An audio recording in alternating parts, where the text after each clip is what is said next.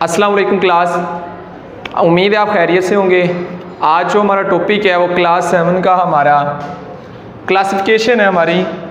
हम पहले डिस्कस कर चुके हैं डेसिमल्स के अबाउट कि डेसिमल क्या है। हमने पढ़ा जब डेसिमल पॉइंट आ जाएगा जिसमें उसको हम डेसिमल कहेंगे। अब आगे उसकी मज़ीद क्लासिफिकेशन की टाइप्स हैं। इसकी क्लासीफाइड इसको किया जाता है 2 क्लासेस में। फर्स्ट आपके पास टर्मिनेटिंग डेसिमल है और सेकेंडली आपके पास नॉन टर्मिनेटिंग डेसिमल है। अब ये टर्मिनेटिंग डेसिमल क्या है?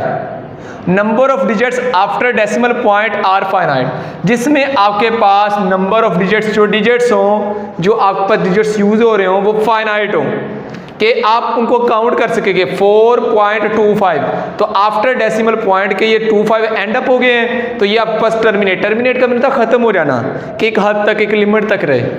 नेक्स्ट देखिए 7.23 तो 0.23 के बाद आपके पास मजीद कोई भी डिजिट नहीं है तो ये आपके पास किसकी टाइप है? टर्मिनेटिंग की।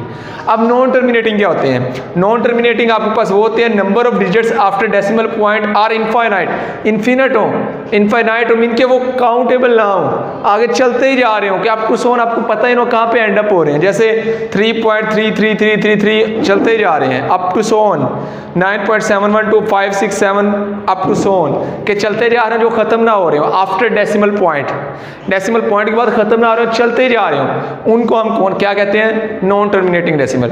अब हमें कैसे पता चलेगा कौन से टर्मिनेटिंग या नॉन टर्मिनेटिंग? अगर विदाउट सोल्व हमने सोल्व किए बगैर बताना हो तो कैसे बताएंगे? Rule, if the denominator of a rational number, कोई भी आपके पास नंबर है उसके अगर डिनोमिनेटर नीचे वाला, आप होवर के नीचे वाला वो कह रहे हैं इस स्टैंडर्ड फॉर्म, उसकी स्टैंडर्ड फॉर्म जो है नो प्राइम फैक्टर, उसमें कोई और प्राइम फैक्टर ना हो, सिर्फ 2 प्राइम फैक्टर हो, 2 5 हो या फिर 2 हो जाए या क्या आ जाए 5 आ जाए, then and only then the rational number is a terminating decimal. तो अगर आपके किसी भी रैशनल नंबर में बटे की फॉर्म में जो है अगर आप उसको उसका जो डिनोमिनेटर है उसमें डिनोमिनेटर में नीचे वाले के अगर फैक्टर में आ जाए, प्राइम फैक्टर में 2 आ रहा है 5 आ रहा है या 2 और 5 दोनों आ रहे हैं, तब आपके पास वो जो होगा वो टर्मिनेटिंग होगा।